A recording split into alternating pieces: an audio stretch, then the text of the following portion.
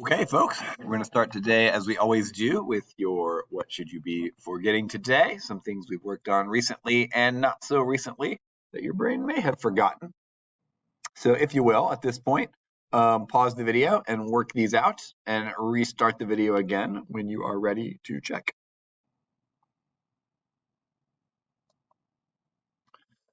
All right, I'm going to go ahead through it again. Pause if you need to, and do this part when you're ready to check and see how things went.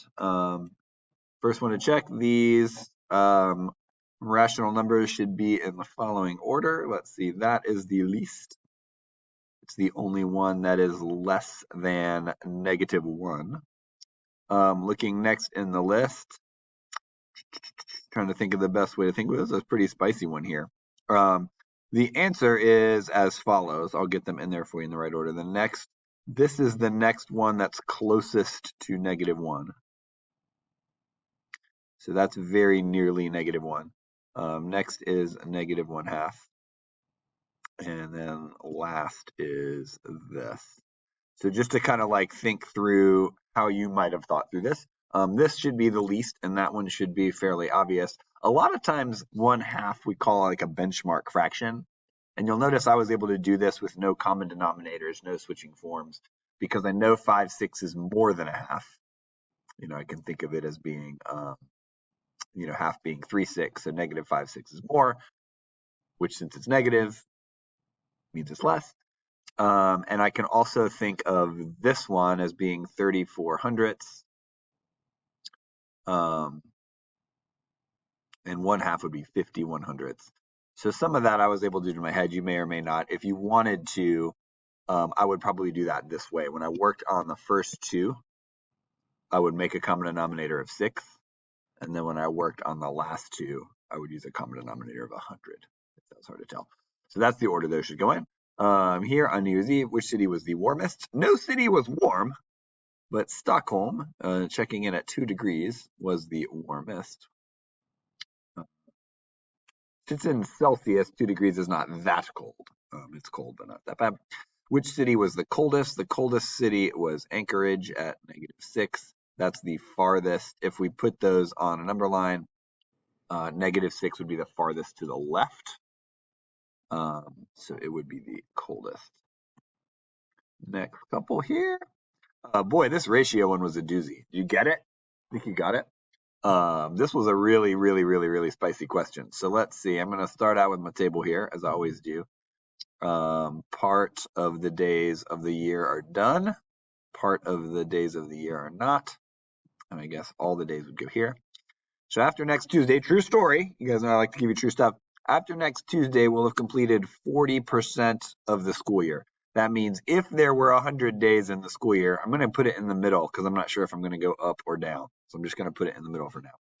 If there were 100 days in the school year, which there are not, 40 of them would be done, which also means that 60 of them would be left. 60% of the days will be left and not done. The whole year, that sounds like a whole, is 180 days. How many days will be not done on Tuesday? This is a evil math teacher question. I can mustache it because I gave you the part completed, and you'll notice it asked about. Oh, it does not. Never mind. I thought it asked about the part not done. It doesn't. That's okay. So here we go. Now I'm set up. Now I should be ready to go. How many days will be done? So that means I'm looking for that number. How many days will be done? So I actually don't even need this 60. Can you erase it? You can leave it if you want. So how do I get to 100 to 180? Couple different ways. Some folks have figured out how to multiply by a decimal to get there. If you did that, no problem. If you have not used that tactic, we're going to have to back up and get some lower terms before we can go forward. I think an easy lower term, it's not going to be the lowest term, but an easy lower term that'll help here is dividing both by 10 and saying 4 out of every 10 days of the school year are done. So for every 10 days of school, we've done 4 of them. And now I can use that to go here, times 18, times 18. And 4 times 18 is 72. Next Tuesday is the 72nd day of school. And when we get there, 40% of the year will be done. and 60% will be left. Might be helpful later today. 6 and -6 are opposite numbers. What does it mean for two numbers to be opposites? This is in your vocabulary notes somewhere back. Opposite means they're the same distance from 0, but in opposite directions. When we first started talking about negative numbers, it was always about direction. Above sea level on your dolphin, below sea level on your dolphin. Above the ground on your jetpack, below the ground on your jetpack. Money in your bank account, money you owe out of your bank account, stuff like that.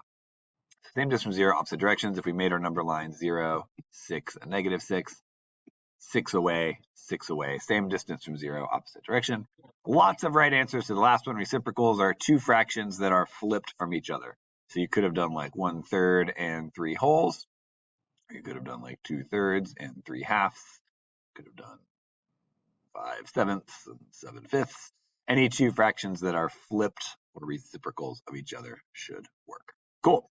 Next thing to do is your normal Friday organization stuff. So you're going to organize 4 things: your book bag, your grades, your communication, and your calendar. So I'll leave these directions up here. You should pause the video here, and then when you are done, you have done all 4 of those and done them well, back on eClass, you're going to click the go to the next thing button, and you'll be ready to go to the next thing. So please make sure you do this organizing well, and then head on to the next slide as soon as you are ready.